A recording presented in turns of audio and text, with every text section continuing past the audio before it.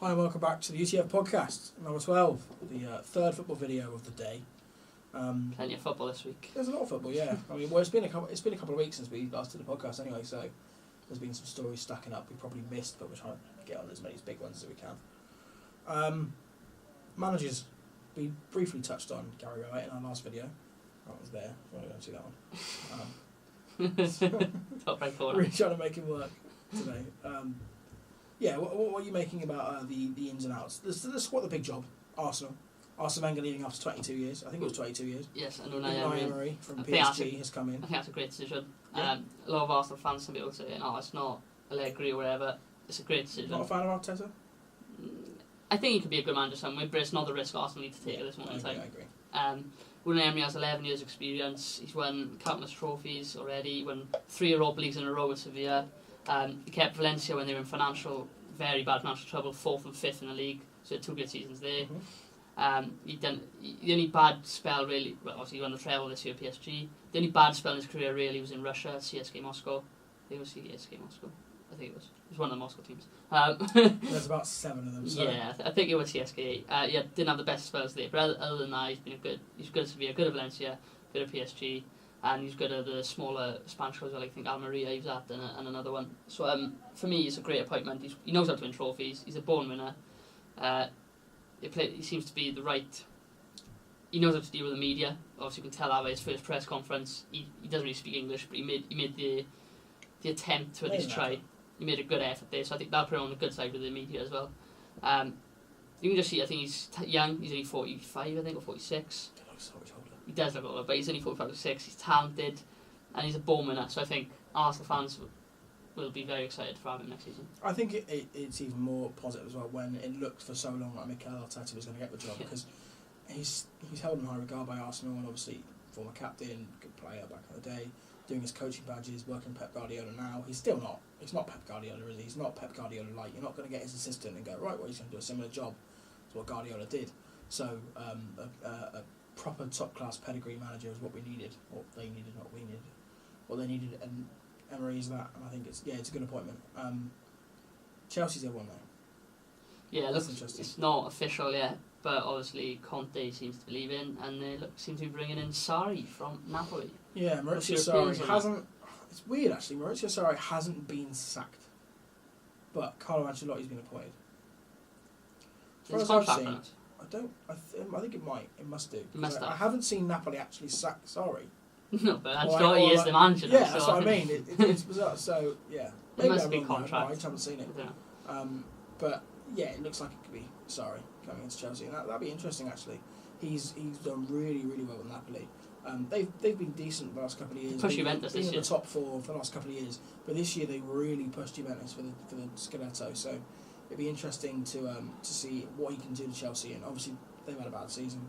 Not really a bad season, but if the goal was to make sure you get Champions League football, they failed. So they'll be hoping to come back as quick as possible.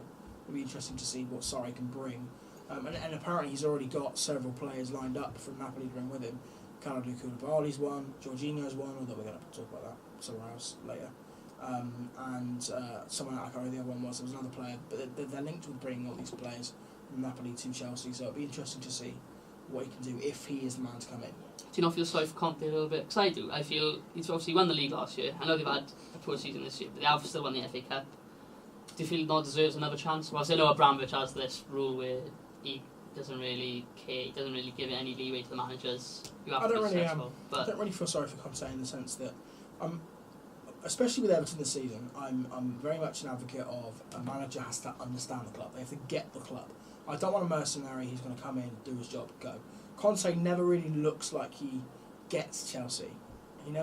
He's always, I don't even know how to explain it. There's a reason that for the last 6-7 months, before any results of the season had been concluded, before anyone knew where Chelsea were going to finish, why there's been so much talk about Conte leaving, and it's because he's not interested. He doesn't look interested. If you compare him to last year when he was running up down the touchline, celebrating stuff, and compared to this year where he's a bit more subdued and a bit more... And he's, war of words with Jose Mourinho, and for me, that's all tiring in itself because that just takes away from the football. I don't really care, mate.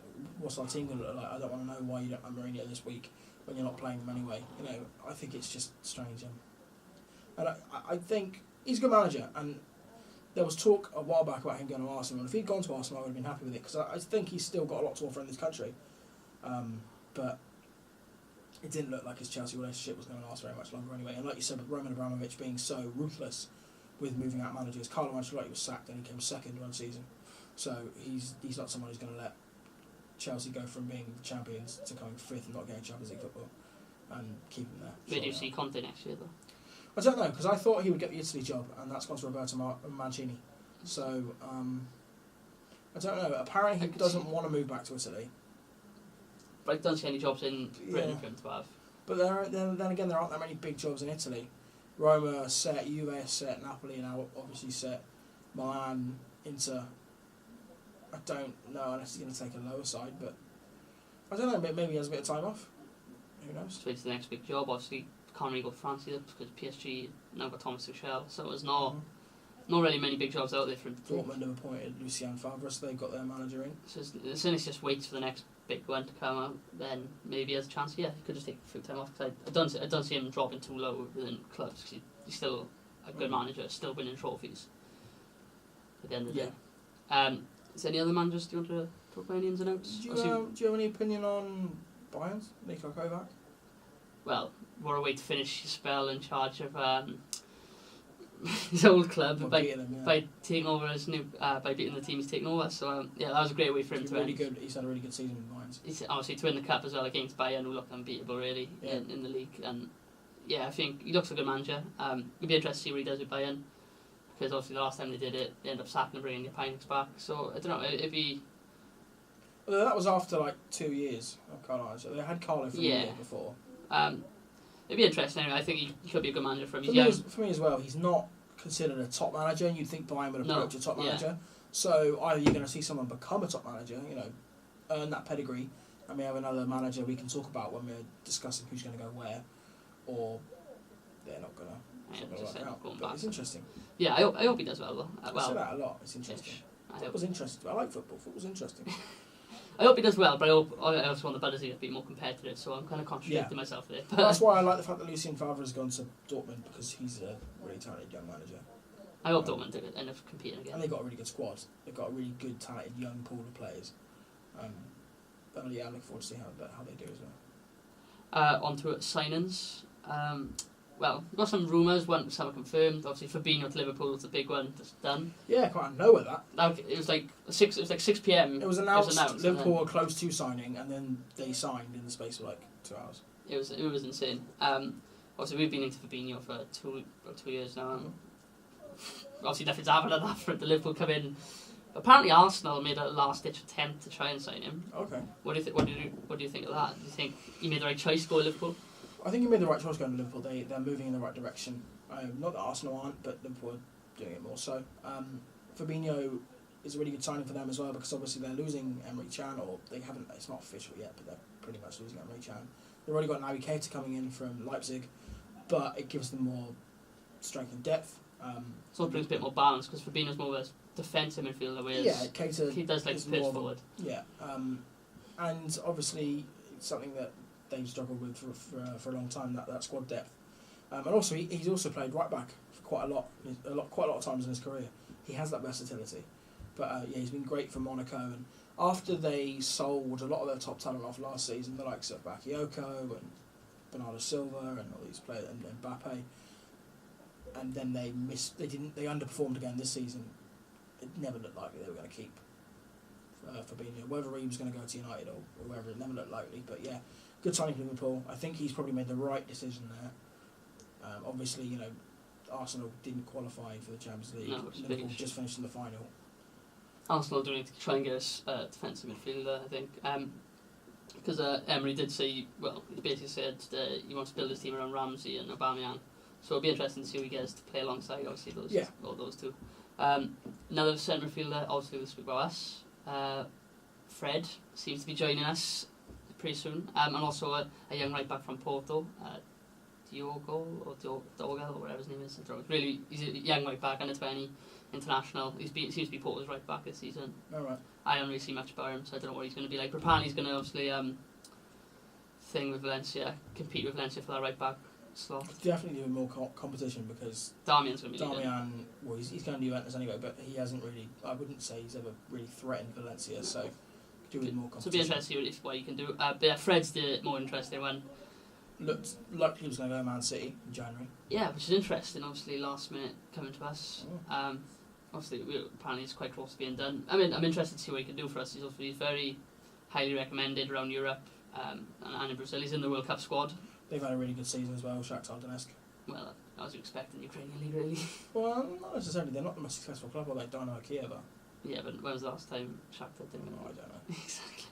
So, yeah, but Fred's, apparently he's been compared to a more skillful Fernandinho, a better footballer than Fernandinho, but a similar type of player. So that'll be interesting for us. We need someone like that alongside Matic and Pogba midfield who can do a bit of both. You certainly do, yeah. So someone who can do a bit of box to box. Obviously, I would love Dan Ramsey. Also, you've just lost Michael Carrick. I know he hasn't played a lot this season, but you have lost a player like him, so it's another squad position that he's being filled. Yeah, we just needed someone who could do a bit of box to box, bit of defensive work that can let Pogba do his role, help Matic be a bit of the legs. Definitely to let Pogba do his role, because I think everyone's in agreement now that he's best when he's playing offensively. You need to let him do his thing. Yeah. If he's defending too much, then he's wasted. And the other person, well, we'll go on to obviously what we do want, both obviously with Everton and the thing in a bit, but yeah.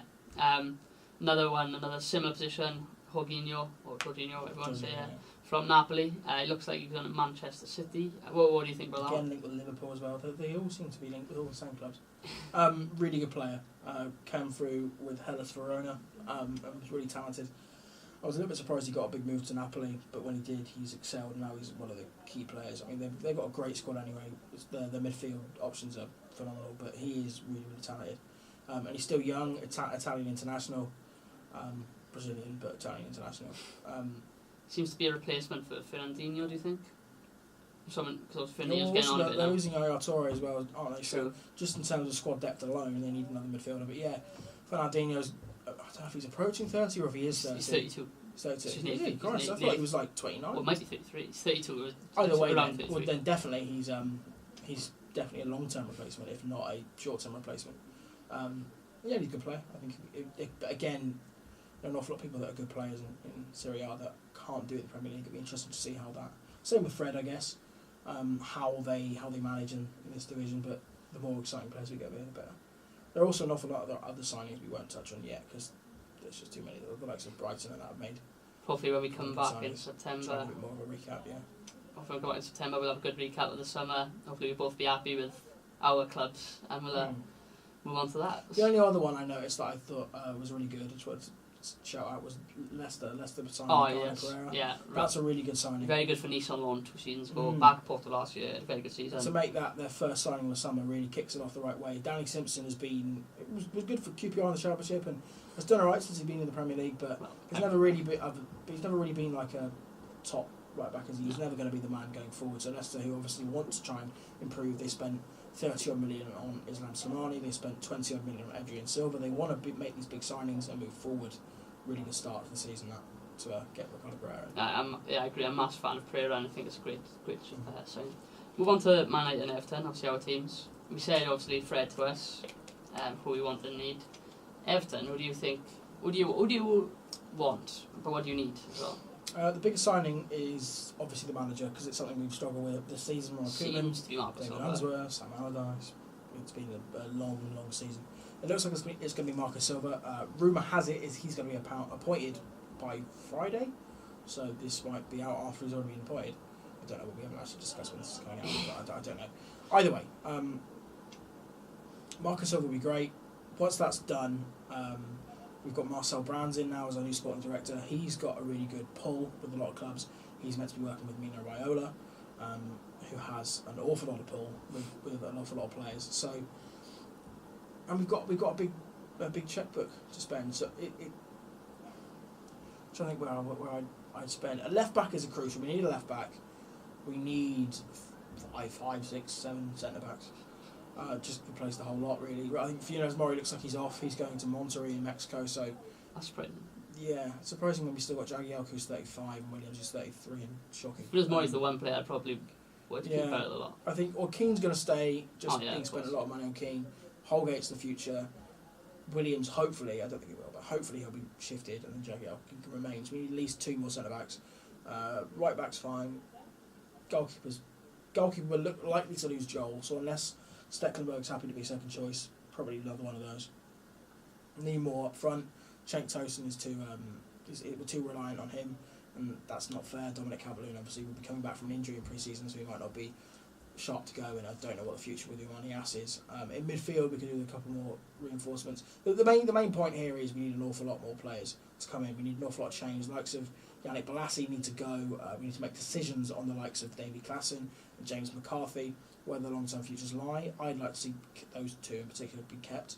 Kevin Morales is going to come back and he's going to leave. Thank God. He had the opportunity to be a real hero at Everton and he's blown it.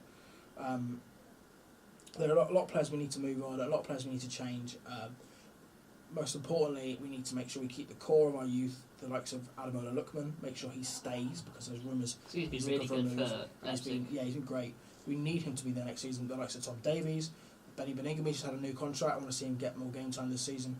Mason Holgate, John Joe Kenny. We need these young players. Jordan Pickford. Hopefully he has a good World Cup. And then in terms of individual players, names, there's been a couple of players that have been linked because of Marcel Brands. Justin Kluivert from Ajax. Apparently, he's signed with Mino Raiola. He doesn't want to go to Barcelona. Raiola's fallen out with Man United, so he wants to come to us. Don't know if I believe that or not, but I'll take him. Irving Lozano from PSV is a really good, promising winger. Mexican international. Yeah, he'd be really good. I'd take him. And there are players like that that are not on the radar of the top clubs or not high up on their lists, but would be good signings for us and would all add up and be really. Plus, it had pace to quite a slow squad. We don't really have much out wide at the moment. We've got Theo Walcott who's done really well, but Yannick Bolasie's suffered. Obviously, Lookman's been out on loan. Lennon barely played last season before he was sold off. We don't really. We need a lot more. Was it last season we sold off? Yeah, January it's been. Yeah, I can remember it was last season. It's been a long year. I forget what seasons just blend into each other now. Either way, I think it's an exciting time for an Everton fan, but it could also be rather negative. And when you see Liverpool come in and make a move like Fabinho so quickly, it reminds you that that's what we can do. We can make that. Why can't we make that decision to go, right, we're going to get you, there we go, bought you, there we go, come in. So Marcel Brands starts his job on Friday. Hopefully Silva's appointed on Friday as well, if not the weekend, if not the next week. And as soon as possible, Everton need to be looking at these targets, identifying who they want, getting them over the line, and making sure we don't have a similar situation that we did last summer, where we were leaving it to the last couple of days to look for targets to replace Romelu Lukaku, and they never did. Yes, the one positive view is, last time we did this podcast, I think Allardyce was still your manager. And this time we're doing it, he's not. Yeah. So I had a good day. Well, I was with you that day. I if I remember correctly, I got very drunk the day Allardyce was sacked. I was very happy the season was over. I was very happy that we'd made changes quickly. Allardyce gone, Brands in, looking like it was going to be, and also without going into all the politics of Everton Football Club, there's an awful lot of mess in the boardroom, and a lot of that was cleared out as well. So. Yeah, it was a good day. I enjoyed that, it's got me looking forward to Everton again next season. Although I am very much looking forward to having this big break first, having the World Cup, having a bit of a summer, albeit there'll be transfers going on in the background, and then kicking off the new season, which will be really exciting. And we got a really nice shirt as well. The kit is great. I hated the kit last season, but the new kit is nice. So it's a good sign. I'm going to buy it. It looks lovely. I like it. It's good. One thing I will say, obviously Man United, we said about Fred, looks like he's coming in. We need an attacking player. I really want Gareth Bale. I'd do anything to get Gareth Bale. I really want Gareth Bale. I'd do anything to get Gareth Bale. I think he wants to leave. I would say you probably have one of the better chances of getting any other team. Yeah, because we need it. But no one else. He basically said, "Come get me" after the game. No one else. No Mourinho probably won't, but I hope we do. I'd do anything to have him, and that's the one player I want. He's top of my shopping list this summer. If you can't have him, who's your attacking player? Or do you not have one on top of your head if I put you on the spot? You have put me on the spot a bit. Okay. Lewandowski says he wants to leave, but I saw that. Yeah, we've got Lukaku, which is the issue. So we've got two up top. So that'd be imagine Lukaku and Lewandowski as a front two. That'd be interesting. But yeah, I wouldn't mind taking obviously Lewandowski, probably the best number 9 in Europe. Which I think you have to put me on the spot here. Never mind then. Don't worry about Yeah. it. What the one position that we've had a bit of debate off camera before. You're not overly keen on strengthening, or you're not prioritising it, but me and Marcus think is a big one for you is centre back. No, because there's a few reasons for this. One, our issue is attacking, so we need an attacking player. Someone who can create someone out of nothing, especially under Mourinho, the way he likes to play, the style of play. So that's our first priority for me. Well, it looks like Fred's going to be our first signing, but he's obviously a defensive mid, attacking box-to-box midfielder. So he's going to be our first signing, which is good. We needed that done, so that'll be out of the way. We need an attacking player, like I said. Gareth Bale will be perfect. Then I also feel we need... depends if we keep Luke Shaw or not, but if say he's not, but it looks like he's not, we need a new left back. We need a new right back to compete with Valencia first. Then centre back will be our last needed position for me. Because one, Smalling's actually had an alright season. If you watch Man United week in week out, he actually has been good. Jones has been good when he plays, but he's injury prone, and he is prone to a mistake like he did in the FA Cup final. Rojo, when he's obviously just come back from injury, he's been injury prone all this year, but he has played well last few times he's played. Lindelof seems to be growing in confidence and playing better the more he plays. I'm trying to think. I think obviously we've got a couple of players coming back as well. People like Alex Tuanzebe come back from Villa. Do you know what? To me, the situation with Man United reminds me of when I play FIFA. When I play FIFA, alright, it's a bit of a deep dive. When I play FIFA, I play career mode and I play Everton. There are players like Mo Besic in our squad. And I like Mo Besic. He's a good player, but he's not rated very highly. And you're thinking, I've got this money I need to spend, I need to improve the squad, but I don't want to sell him because I like him. I always feel that's how you approach the likes of Phil Jones and Chris Smalling. They're okay players, that you like them, but realistically, if you want to be Man United where you're a force, they need to be gone. They need to be replaced. Of course, I'd rather sign someone else, but first of all, my priority. I think at the moment the only good player, the only really good centre back you've got is Eric Bailly. Lindelof could be. I haven't seen enough of him this season. I haven't really watched him, but he certainly isn't going to be amazing in his first season. He's going to have to grow into it. Jones and Smalling have had a chance to really grow into their role, and they haven't done that over the last 4 or 5 years. And then Rojo, to me, isn't really a centre back. He's more of a left back, left and a 3 back. I wouldn't mind seeing Rojo. Obviously, it would be sad, but I wouldn't mind Rojo going. But someone like Chris, I do want to keep Chris Smalling. Because like I said, I think he has actually. If you actually watch it, he has actually had a decent season. So out of the two, like I said to you off camera, for the England World Cup squad, if I had a choice between him and Jones, I would have took Smalling because he's been better than Jones this season. But yeah, I think we just need other positions first. Like I said, I think we need an attack mid first, then left back, right back, and then we can consider centre back. Because we say about defence and wherever, but we have got the best defence in the league by a country mile. So that's obviously people say thanks. Final question I've got for you is Marouane Fellaini. Because his future looks uncertain. There's rumours he's going to Milan, he's going to Turkey, he's going here, he's going there. Is he someone who you'd like to keep? I would have kept 100%. He's a different option. We needed someone like him. So to replace, would you be looking for someone similar then in the sense that they can offer something different? Or I don't know, to be honest. No one else really offers what Fellaini can offer. He's not another midfielder. He's not really many midfielders out there like Marouane Fellaini. He's not really a midfielder, is he? He's not really a midfielder, he's not really a forward. I don't know what he is. But he just offers something different. Like when we I'm trying to think what we played the other week, but he came on and scored the winner. I can't remember. He's done it a few times, hasn't he? He's come off the bench. Yeah, but he just came back from injury and he came on the other week against someone. I can't remember who it was against. And he did it. He won a good header and scored the winner. So yeah, he just offers something completely different. So it's a player I'd keep. Obviously I wouldn't start him because he's not necessarily someone we need to play every week. But in certain games he'd be great to play, and in certain situations he'd be great to bring on. So yeah, he's someone I'd definitely keep. Yeah, for me it would be. That's all for this episode, I think. That's all for the football today. Yeah. So that's 3 episodes of football this week. It has been quite a lot. If you want to watch our other episodes, the World Cup preview is going to be here. The season review is going to be here. And yeah, so that's two of the other episodes. Let us know what you think of obviously all the signings or any targets you want for your club, or you support, who do you want in. Managers, do you want to get rid of your manager, do you want to keep your manager? Just let us know in the comment section down below, or on our social media links which are here, or in the description if you don't want to click on our thing here. Probably needs to be up here because you've already got the boxes down here. Sure, you have a point. Well, no, they can disappear further. Cause a lot of problems, Marcus. But yeah, make sure you like this video. Make sure you click the subscribe button as well. It does mean a lot to us. Thank you. So we do thank you whoever is subscribed. Hopefully get your friends subscribed as well. That's all for this week's episode. Like, subscribe, and we'll see you next time.